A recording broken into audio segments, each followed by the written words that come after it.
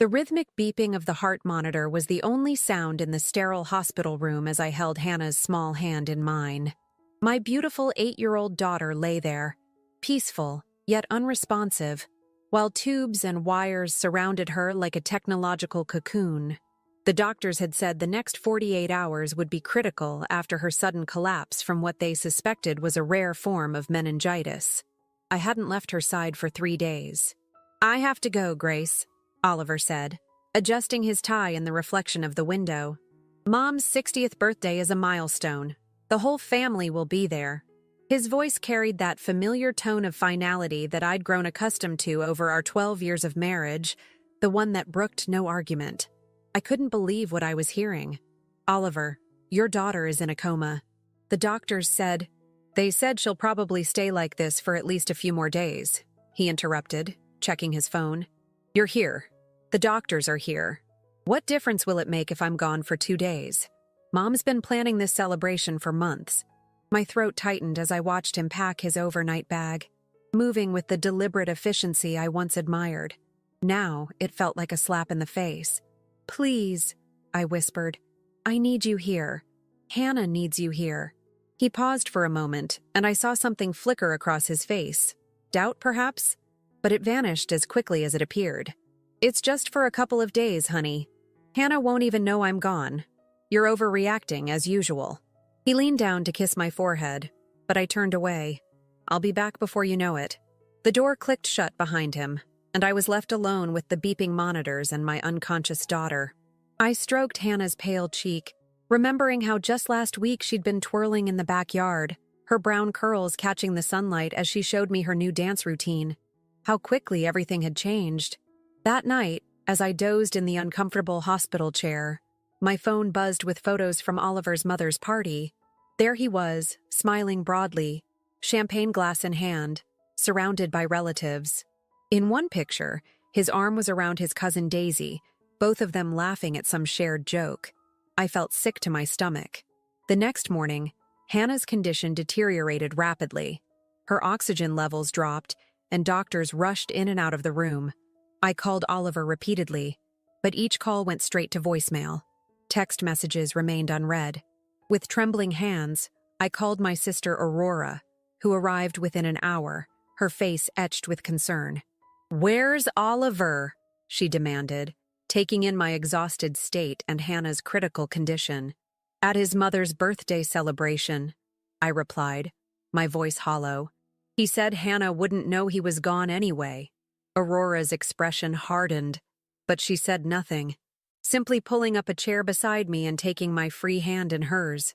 We sat there together as the hours ticked by, watching Hannah's life slip away despite the doctor's best efforts. At 3:47 p.m., my beautiful, vibrant daughter took her last breath. I screamed until my voice gave out, clutching her still warm body while Aurora held me, her own tears falling silently. The doctors spoke words I couldn't process. Forms were signed with shaking hands, and still, Oliver's phone went straight to voicemail. That evening, in a daze of grief and rage, I wrote a letter. Just 4 words: "Don't ever find me." I left it on our bedroom dresser, packed a bag, and went to stay with Aurora. The next day, with the support of my family, we laid Hannah to rest in a small, intimate ceremony. Oliver's absence felt like a physical wound, a betrayal so deep it altered the very foundation of who I thought we were. As I stood by my daughter's grave, watching the afternoon sun cast long shadows across the fresh earth, I made a promise, not just to Hannah, but to myself. This wasn't the end of my story. It was the beginning of a new one, written on my own terms. I just didn't know yet how many unexpected chapters lay ahead. The weeks after Hannah's funeral passed in a blur of grief and numbness. I stayed in Aurora's guest room, spending countless hours staring at the ceiling, clutching Hannah's favorite stuffed giraffe. My phone remained off, unable to bear the thought of seeing Oliver's name appear on the screen. Aurora told me he'd finally called, dozens of times, after finding my note. She'd answered once, just to tell him I never wanted to speak to him again. "He was drunk," she reported, her voice tight with controlled anger. "Said he didn't think it would happen so fast, that he deserved a chance to explain." She sat on the edge of my bed, running her fingers through my unwashed hair. I told him he'd had his chance. It was when our daughter needed him most. I learned later that Oliver had spent those crucial days not just at his mother's birthday celebration, but on an impromptu gambling spree with his cousins at a nearby casino. While our daughter lay dying, he'd been placing bets and drinking champagne. The knowledge settled in my chest like a stone. My parents urged me to take legal action, but I couldn't bear the thought of seeing him in court. Instead, I channeled my energy into the mundane tasks of dismantling a life, closing joint accounts, redirecting mail, filing for divorce through my lawyer. Each step felt like walking through thick mud, but I kept moving forward, if only because standing still hurt more. Aurora's house became my sanctuary. Her 2 teenage sons, usually caught up in their own world of video games and school drama, showed a gentleness that brought fresh tears to my eyes.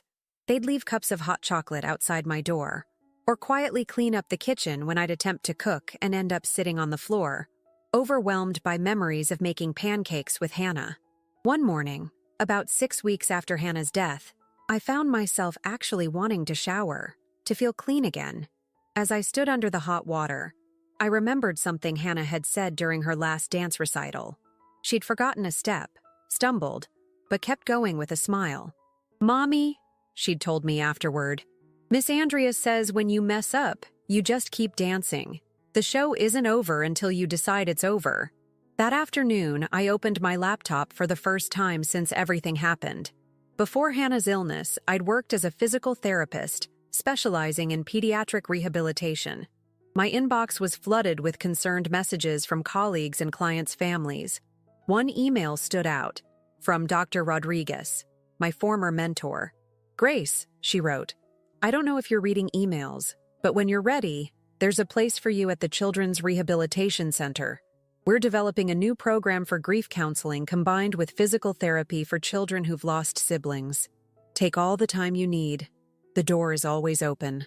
I sat there, reading and rereading her words until they blurred through my tears. The thought of working with children again both terrified and called to me. Hannah had loved visiting me at work, proudly telling patients how her mom helped kids dance again. That evening, I joined Aurora's family for dinner for the first time instead of eating alone in my room. As I pushed food around my plate, my nephew Tyler suddenly said, "Aunt Grace, would you help me with my physical therapy exercises? My knee's been hurting since soccer practice." I looked up to find 3 pairs of eyes watching me carefully. Aurora started to shush him, but I found myself nodding. "Yes," I said, my voice rusty from disuse. "I can help with that." It was a small moment, but something shifted. The next morning, I replied to Dr. Rodriguez's email. I couldn't go back to work yet, but maybe I could start with volunteer hours, just a few days a week. Baby steps. As I pressed send, I noticed a wedding photo still set as my laptop's background. Oliver and I beaming at each other, blissfully unaware of how it would all end. With trembling fingers, I changed it to a picture of Hannah dancing in the backyard, her face full of joy and determination. "The show isn't over until you decide it's over," I whispered, touching the screen gently. That night, I discovered a support group for parents who had lost children. The meetings were held at a community center just a few blocks from Aurora's house. I didn't speak during my first meeting, but listening to others share their stories made me feel less alone in my grief. One woman, Maria, had lost her son to leukemia 5 years ago. The way she spoke about learning to live with her loss, about finding purpose again while keeping her son's memory alive, resonated deeply. "Grief doesn't have a timeline," she told me after the meeting, pressing a card with her phone number into my hand. "And it doesn't mean forgetting. It means learning to carry them with you in a different way."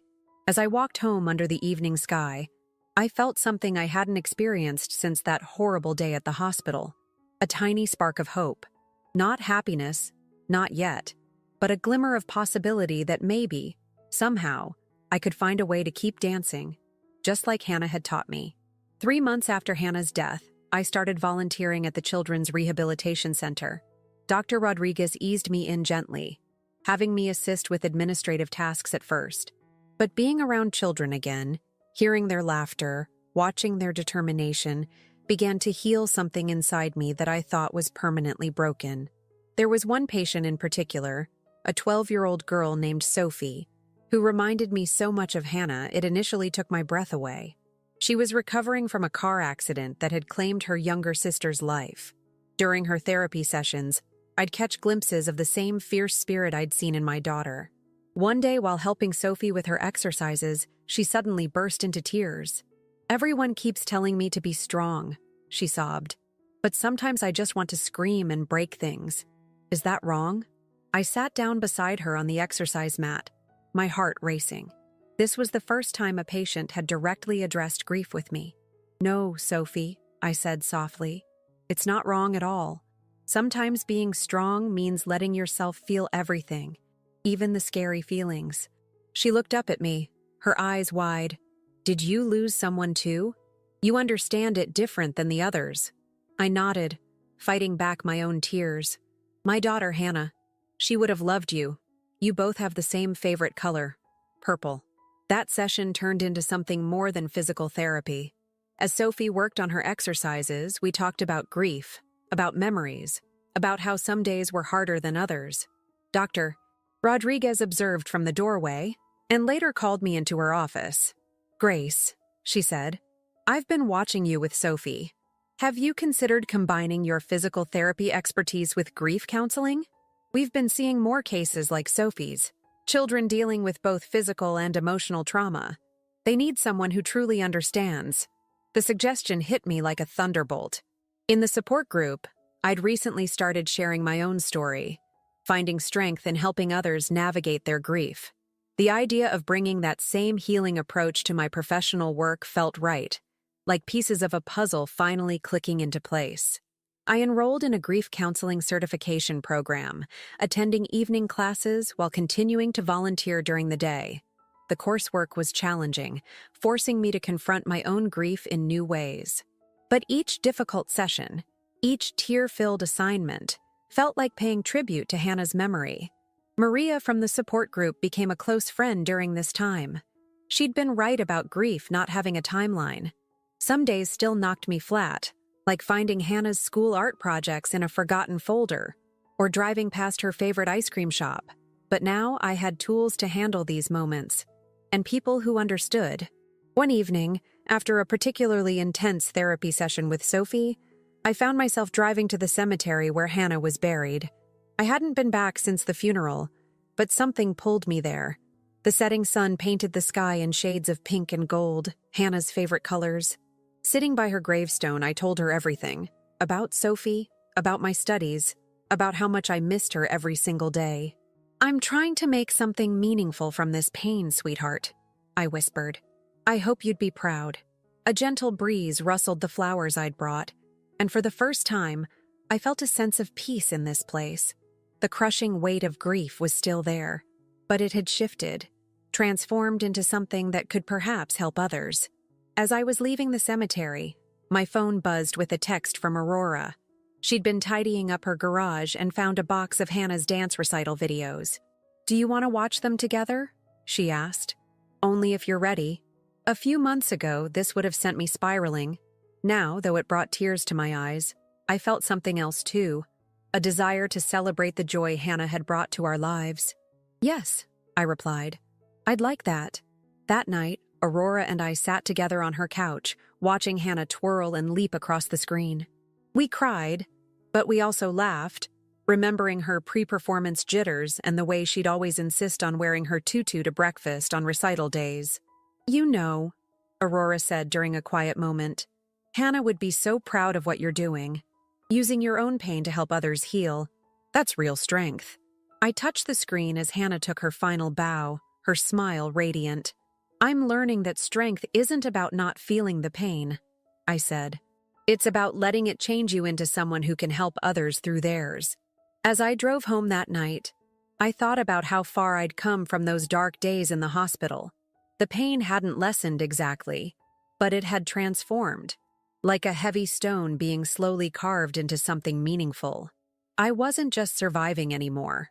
I was finding a way to honor Hannah's memory by helping others dance through their own storms. Little did I know that life was about to throw me another unexpected turn, one that would test everything I'd learned about healing and forgiveness in ways I never could have imagined. Spring came early that year, bringing with it an unexpected sense of renewal. I'd been leading my own grief support group for 2 months now, alongside my work at the rehabilitation center. My apartment, I'd finally moved out of Aurora's house, was small but filled with carefully chosen reminders of Hannah. Her artwork framed on the walls, her ballet shoes hanging by the window, catching the morning light. That Saturday morning, I decided to take my coffee to the park near my apartment. It was Hannah's favorite season, when the cherry blossoms would paint the world in soft pink. I found myself doing this more often, seeking out places and moments that connected me to her memory without drowning in sorrow. I was lost in thought, watching a young girl on the swings who couldn't have been much older than Hannah, when a familiar voice caught me completely off guard. Grace? Grace Mitchell? I turned to find David Carter standing there, looking almost exactly as he had in college, though his dark hair was now flecked with gray at the temples. My first love, the boy I dated for 3 years before life took us in different directions. David, I managed, surprised by how steady my voice sounded. It's been, 20 years? He smiled, and I saw a flash of the boy I'd known. 17? But who's counting? His expression softened. I heard about your loss, Grace. I'm so sorry. The genuine compassion in his voice brought unexpected tears to my eyes. I'd gotten better at handling condolences, but something about hearing it from someone who knew me before Oliver, before motherhood, before loss, hit differently. Would you like to sit? I offered, gesturing to the empty space on the bench. As he settled beside me, I noticed he wasn't wearing a wedding ring. Over the next hour, our conversation flowed as if the years between us had compressed. David told me about his life. He'd become an architect, married young like I had. But his marriage had ended 2 years ago when he discovered his wife's long-term affair with his business partner. The worst part wasn't even the betrayal, he said, absently turning his coffee cup in his hands.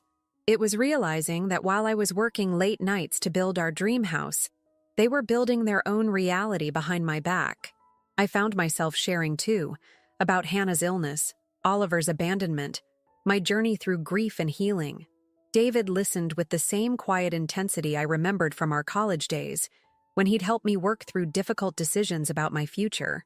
You always were the strongest person I knew, he said softly, even back then. I shook my head. I don't feel strong. I'm just learning to carry it all differently. Our conversation was interrupted by a text from Aurora, reminding me about our lunch plans. As I stood to leave, David hesitated. Grace, I know this might be too soon, but would you like to get coffee sometime? Just to talk more? My heart did an unexpected flip. I don't know, David. I'm still processing a lot. He smiled warmly. No pressure. Here's my card. I'm actually working on a project just a few blocks from here. The offer stands whenever you're ready, even if it's just as friends. That evening, as I prepared for my support group meeting, I found myself thinking about David, the way he'd listened, really listened, without trying to fix anything. It was so different from Oliver's constant dismissal of my feelings, his insistence that I was too emotional about everything. During the group session, one of our newer members, Rebecca, shared her struggle with feeling guilty about being attracted to someone new 2 years after losing her husband to cancer. It feels like I'm betraying him, she confessed, twisting her wedding ring. Like I'm not grieving properly if I can feel this way. As I listened to the group offer their perspectives, I found myself sharing something I hadn't planned to. Someone wise once told me that grief doesn't have a rule book, I said. We're all just trying to find our way back to life, and that path looks different for everyone.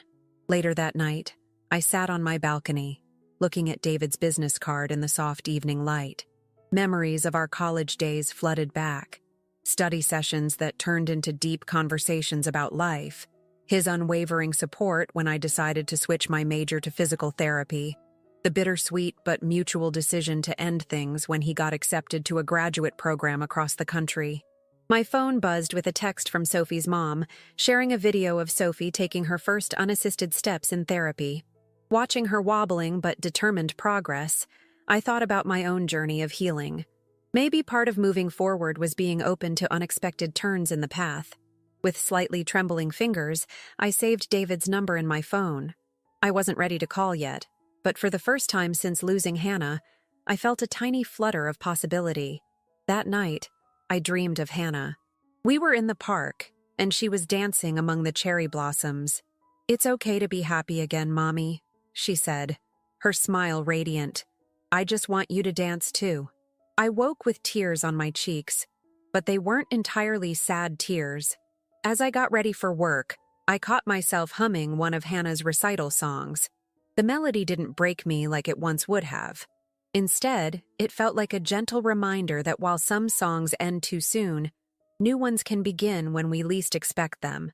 What I didn't know then was that this unexpected reunion with David would lead to complications I never could have anticipated, forcing me to confront parts of my past I thought I'd left behind forever. It took me 2 weeks to text David. 2 weeks of carrying his business card in my wallet, taking it out at odd moments to run my fingers over the embossed letters. When I finally sent a simple message, "Coffee sounds nice. Grace," his response came within minutes. We met at a quiet cafe near the rehabilitation center. I'd just finished an emotional session with Sophie, who'd finally managed to walk the entire length of the parallel bars. The triumph in her eyes reminded me so much of Hannah's determination that I needed a moment to compose myself before entering the cafe. David was already there, at a corner table with 2 cups of coffee. "I remembered your order," he said with a slight smile. "Double shot latte with cinnamon." "You remember that after 17 years? He shrugged. "Some things stick with you." That first coffee turned into weekly meetings. David would bring sketches of his current projects, and I found myself sharing stories about my patient's progress. He listened with genuine interest, asking thoughtful questions about my work in grief counseling. There was something healing about being with someone who knew me before loss had reshaped my life, yet fully accepted who I'd become. One evening, as we walked through the park after coffee, David stopped by the cherry trees. "Grace, I need to tell you something," he said, his voice serious. "I've been offered a major project in Chicago. 6 months of work, starting next month." My heart sank, though I tried to hide it. That's wonderful, David. A great opportunity. I'm thinking of turning it down." "What? Why would you do that?" He turned to face me, his expression intense. "Because for the first time since my divorce, I feel like I'm exactly where I need to be." The weight of his words hung between us. Part of me wanted to run. It felt too soon, too complicated. But another part, a part that was growing stronger each day, wanted to stay right there under the cherry blossoms with him. "David, My phone rang, cutting off whatever I was about to say. Aurora's name flashed on the screen. "Sorry, it's my sister. I should take this." Aurora's voice was tight with tension. "Grace, you need to know something." I ran into Daisy at the grocery store. Daisy, Oliver's cousin, the one who'd been in those party photos the night Hannah died. My stomach clenched. "She was drunk, Grace. She started talking about that night at the casino, about Oliver." Aurora paused. "There's more to what happened than we knew." I listened as Aurora relayed what Daisy had revealed, about how Oliver had been planning to leave even before Hannah got sick, how he'd been embezzling money from his family's business to cover gambling debts, how he'd used his mother's birthday as an excuse to access the casino's high roller rooms one last time before everything fell apart. My hands were shaking when I hung up. David had been watching me with concern, and without a word, he led me to a nearby bench. "Talk to me," he said softly. The whole story poured out. Not just what Aurora had told me, but everything. The years of Oliver's subtle emotional manipulation, the way he'd make me question my own feelings, his gradual withdrawal from our family life, how even before Hannah's illness he'd been distant, disappearing for hours with vague excuses. "I keep thinking," I said, wiping angry tears. "If I'd seen the signs earlier, maybe I could have protected Hannah from—" "Stop," David said firmly. "You can't do that to yourself. Oliver's choices were his own. You were a wonderful mother to Hannah. How can you know that? You never met her." Because I see how you honor her memory every day. In your work, in the way you help others heal. He hesitated, then added, Grace, there's something else you should know. I didn't just happen to be in the park that day we met again. I looked at him, confused. I'd seen you there before, several times, watching the children play. I recognized you immediately, but I could see you were deep in grief. I wanted to approach you, but it didn't feel right. So I waited, coming to the park every Saturday, hoping to see when you might be ready for a conversation. The revelation stunned me. You waited? Some people are worth waiting for. He took my hand gently. I'm not asking for anything you're not ready to give. I just want you to know that I'm here, however you need me to be. In that moment, looking at our joined hands, I felt something shift inside me. It wasn't the passionate rush of young love we'd shared in college, nor the desperate need for security I'd felt with Oliver. This was something different, quieter, deeper, built on understanding and shared experiences of loss and renewal. But as I sat there, processing everything I'd learned about Oliver, a nagging worry grew in my mind.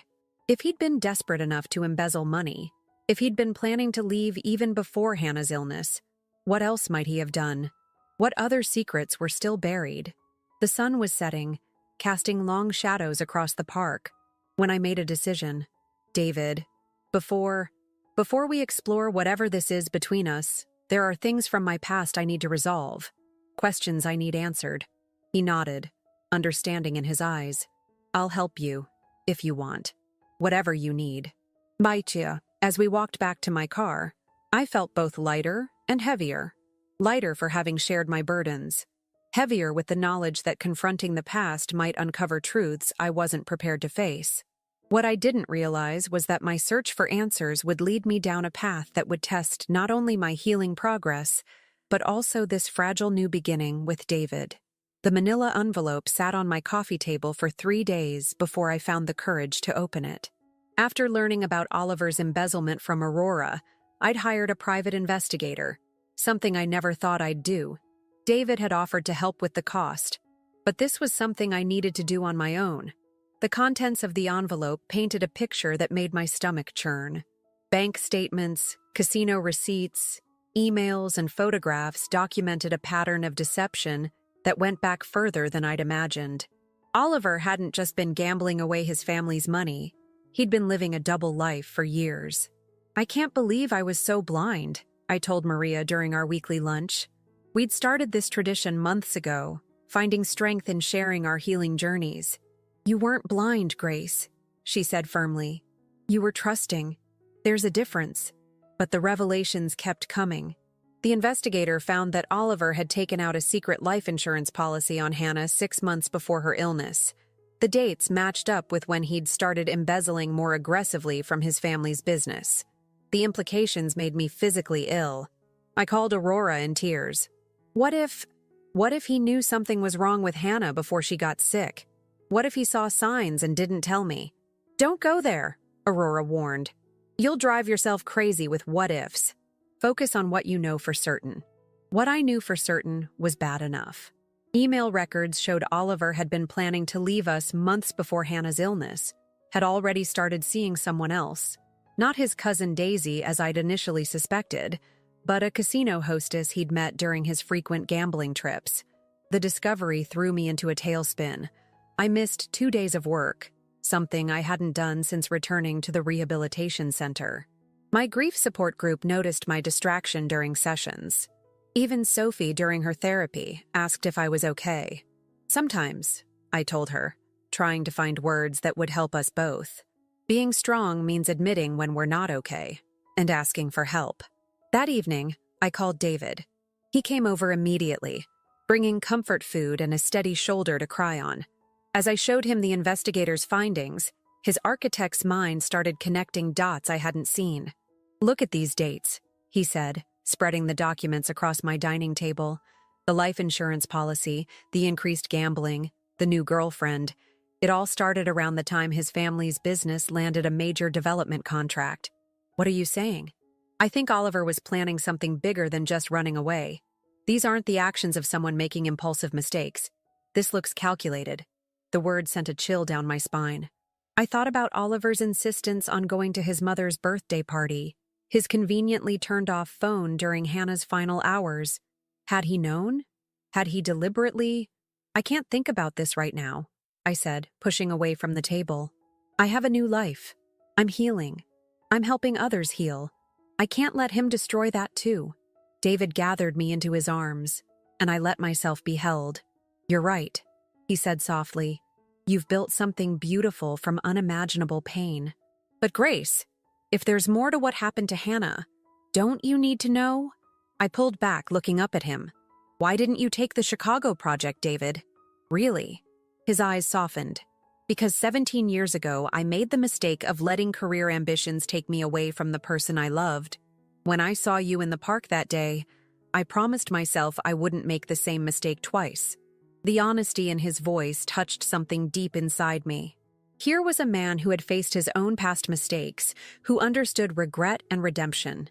Standing in my kitchen, surrounded by evidence of my ex-husband's betrayals, I made a decision. I need to know the truth, I said. Not for revenge, but for Hannah. And for myself. Will you help me? Every step of the way, he promised. That night, after David left, I sat in Hannah's room. Yes, I'd kept one corner of my new apartment as her space, with her books and toys carefully arranged. I touched her ballet shoes, remembering how she'd practiced until her feet were sore, never giving up. I won't give up either, sweetheart, I whispered. Whatever the truth is, I'll face it. For both of us. I pulled out my phone and made a call I'd been avoiding. Daisy, this is Grace. I think it's time we talked. What Daisy would reveal would shake the foundations of everything I thought I knew about the night Hannah died, leading me down a path that would require every ounce of strength I'd built during my healing journey. But this time, I wasn't facing it alone. Daisy agreed to meet me at a small diner on the outskirts of town. David offered to come with me, but this was something I needed to do alone. When I arrived, she was already there, fidgeting with a coffee cup, looking nothing like the confident woman from those party photos. I've been wanting to tell you everything for months, she said as I sat down. Her hands trembled as she pulled out her phone. I have proof. Texts, recordings. I kept them because I couldn't live with myself if I didn't do something eventually. What Daisy revealed over the next 2 hours made my blood run cold. Oliver hadn't just been gambling and having an affair. He'd been involved in a complex fraud scheme with his family's business. The casino visits were covers for meetings with shady investors. But that wasn't the worst part. Hannah's illness, Daisy said, her voice barely a whisper. It wasn't sudden. Oliver knew she was showing symptoms months before. The school nurse had called him multiple times about her headaches and dizzy spells. He kept it from you because he was afraid a sick child would interfere with his plans to leave. My coffee cup clattered against the saucer. He knew? All that time he knew she was sick? Daisy nodded, tears in her eyes. The life insurance policy, it wasn't just about money. It was about timing. He needed everything to look like a tragic accident. The birthday party was just an alibi. He never planned to come back to the hospital. The world tilted on its axis. All those times Hannah had complained of headaches, and Oliver had dismissed them as attention-seeking. All those school activities he'd skipped, claiming work emergencies. He hadn't just abandoned us in our time of need. He'd actively hidden Hannah's declining health to serve his own purposes. There's more, Daisy continued, sliding her phone across the table. These are recordings of conversations between Oliver and his girlfriend, Vanessa, the casino hostess. They were planning to use Hannah's death as cover for the missing money. Everyone would be too focused on the grieving father to notice the embezzlement. I listened to snippets of the recordings, my hand pressed against my mouth. Oliver's voice, casual and calculating, discussing our daughter's illness like it was just another business opportunity. Once the kid's gone, he said in one recording, Grace will be too broken to ask questions. We'll have a clean slate. Why are you showing me this now? I asked Daisy, my voice raw. She wiped her eyes. Because Oliver's planning to come back. The scheme fell apart. His family discovered the embezzlement. Vanessa left him for someone else. And now he's been talking about making things right with you. He doesn't know I kept evidence of everything. I left the diner in a daze, barely remembering the drive to Aurora's house. My sister took one look at my face and pulled me inside. As I recounted everything Daisy had told me, Aurora's expression shifted from shock to fury. "We need to go to the police," she said firmly. "And tell them what? That my ex-husband indirectly contributed to our daughter's death by hiding her symptoms. That he planned to use her death as cover for his crimes? It's horrible. But is it illegal? The embezzlement is. The fraud is. And if he knew she was sick and deliberately withheld medical care..." I spent that night on Aurora's couch, my mind racing. Around midnight, I called David. He listened quietly as I told him everything, then said something that cut through my chaos. "Grace, all these months you've been helping others heal from their losses. Maybe it's time to help yourself by bringing the truth to light." The next morning, I went to work as usual. I had a session with Sophie, who was now walking with just a cane. As I watched her determined progress, I thought about Hannah, about all the signs we'd missed, about the betrayal that went deeper than I'd ever imagined. During my lunch break, I made 2 calls. The first was to a detective in the Financial Crimes Unit.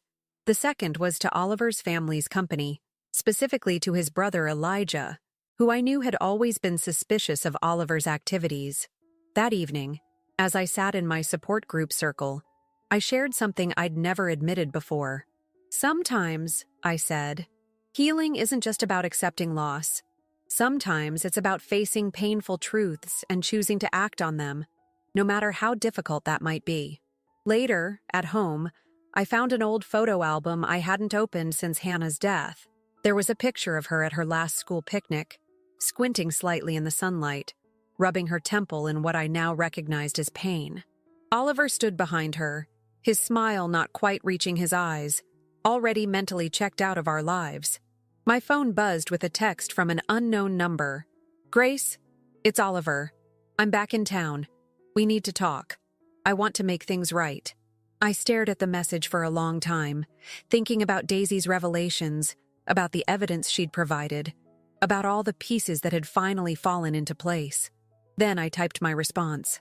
"Yes, we do need to talk. There's something you need to know." What Oliver didn't realize was that our upcoming conversation wouldn't go anything like he planned. The truth has a way of demanding to be heard, and I was finally ready to speak it, not just for myself, but for Hannah, and for every parent who'd ever been betrayed by someone they trusted to protect their child. I chose to meet Oliver at a coffee shop near the police station, a detail he wouldn't appreciate until later. David and Aurora were positioned at different tables, far enough away to give us privacy but close enough to intervene if needed. Detective Russell and his partner were also nearby, waiting for my signal. When Oliver walked in, I barely recognized him. The confident swagger was gone, replaced by a haunted look. His expensive suits had been replaced by wrinkled khakis and an untucked shirt. He'd lost weight, and his eyes had the glassy sheen I remembered from his worst gambling days. "Grace," he said, sliding into the seat across from me. You look good." "Amazing what healing can do," I replied, keeping my voice steady. "Though I suppose you wouldn't know anything about that." He flinched, but pressed on. "I know I hurt you. I know I can never make up for not being there when Hannah..." His voice cracked. "I've been in therapy. I'm getting help for the gambling. I just want a chance to explain." "Explain what, Oliver? How you knew our daughter was sick months before she collapsed? How you hid the school nurse's calls? Or should we talk about the life insurance policy you took out right before her symptoms got worse?" The color drained from his face. "How did you..." "Daisy kept records," I said, watching him pale further. "She kept everything. The recordings of your conversations with Vanessa, the emails about the embezzlement, the texts about using our daughter's death as cover for your schemes." "Grace, please." He reached for my hand, but I pulled back. It wasn't like that. I was in a dark place. The gambling, the debt. I couldn't think straight. You were thinking straight enough to plan everything out, to calculate exactly how my grief would keep me from asking questions, to decide our daughter's life was worth sacrificing for your fresh start.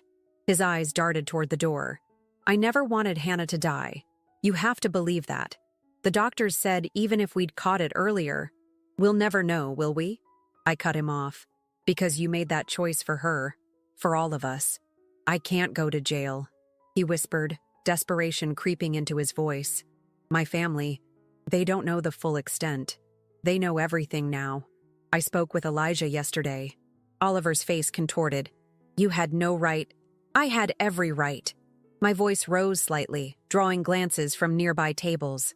I took a deep breath, centering myself. You know what the worst part is? I've spent months helping people heal from loss, teaching them that grief doesn't have to destroy you. I've watched parents find strength they never knew they had. And all this time, I was carrying the weight of your betrayal without even knowing its full scope. Please, he begged, we can work something out. I'll do anything. I have some money saved. Is that what you think this is about? Money? I pulled out my phone and pressed play on one of Daisy's recordings. Oliver's voice filled the space between us. Once the kid's gone, Grace will be too broken to ask questions. He lunged for the phone, but I was already standing. That was the signal. Detective Russell approached our table, his partner close behind. Oliver Anderson? We need you to come with us. What followed was a blur of activity. Oliver's attempted escape was quickly thwarted. As the detectives led him away, I caught a final glimpse of his face. Not angry or defiant, but broken, like a man who'd finally run out of schemes. David appeared at my side, his hand steady on my shoulder. Aurora rushed over from her table, enveloping me in a fierce hug. Are you okay? They asked in unison. No, I answered honestly, but I will be. Later that evening, I visited Hannah's grave. The spring flowers I'd planted were in full bloom, creating a carpet of purple and yellow, her favorite colors. I did it, baby girl, I whispered, touching the cool stone. I found the truth. I hope wherever you are, you're proud of your mom. A warm breeze rustled the flowers, and for the first time since learning the full truth about Oliver's betrayal, I felt a profound sense of peace. Not happiness, the wound was still too fresh for that, but something like validation. Hannah's death hadn't been the simple tragedy I'd believed, but uncovering the truth, facing it head-on, had somehow made me stronger. My phone buzzed with a text from Sophie's mom. She took 10 steps without the cane today. She said she wanted to be strong like you. Tears blurred my vision as I read the message. In helping others heal, I'd found my own path to healing. Oliver's betrayal had nearly destroyed me, but it had also led me to my true purpose. As I drove home, I thought about all the twists and turns that had brought me to this moment. The grief group members who'd become family, Sophie and my other patients who taught me daily lessons in resilience, David, whose patient love had shown me that trust was still possible. What I didn't know then was that the story wasn't quite over. Oliver's arrest would set in motion a chain of events that would test my newfound strength in ways I never expected, and force me to make one final, crucial decision about the true meaning of justice and healing. The months following Oliver's arrest were a whirlwind of legal proceedings and emotional revelations. His family's company pressed charges for the embezzlement. The evidence Daisy provided proved crucial, not just the recordings, but years of documented fraud that went far deeper than anyone had suspected. I sat in the courtroom during his sentencing, not out of vengeance, but because I needed closure. Oliver looked older than his years as he stood before the judge, his designer suits replaced by department store clothing that hung loose on his frame. Your Honor, he said during his statement, finally meeting my eyes. I lost everything that mattered because I couldn't face my own demons. My daughter died while I was plotting to use her death for my own gain. There's no punishment that could match what I've done to my family. The judge sentenced him to 12 years for the financial crimes. The evidence about Hannah's hidden illness, while not technically criminal, was noted in the judgment. Mr. Anderson, the judge said, the court cannot sentence you for moral failures, but let the record show that your actions regarding your daughter's health demonstrate a callousness that this court finds deeply disturbing. Outside the courthouse, reporters wanted statements about the sensational case, the grieving mother, the fraudulent father, the tragic death of an innocent child. I declined all interviews. This wasn't about creating headlines. It was about finding peace. That evening, I had dinner with David at our favorite restaurant.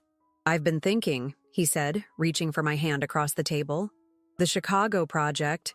My heart skipped. David, if you need to go. No, he smiled. I was going to say I recommended another architect for it. Someone who actually wants to spend 6 months in Chicago. But your career? My career is doing just fine here. In fact, he paused, pulling out his tablet. I wanted to show you something. I've been working on a design for a new pediatric rehabilitation and counseling center. Dr. Rodriguez thinks we could get funding through several foundations. He showed me the plans. A beautiful building with plenty of natural light. Spaces designed for both physical therapy and emotional healing. There was even a dance studio. The dance studio was Sophie's idea, he admitted. She said every healing place needs somewhere people can dance their feelings out. Tears welled in my eyes as I looked at the details. You included a memorial garden. For Hannah, he said softly, and for all the other children whose stories deserve to be remembered. What do you think? I took a deep breath. I think it's perfect. Life has a way of coming full circle. 1 year after Oliver's sentencing, we broke ground on the new center.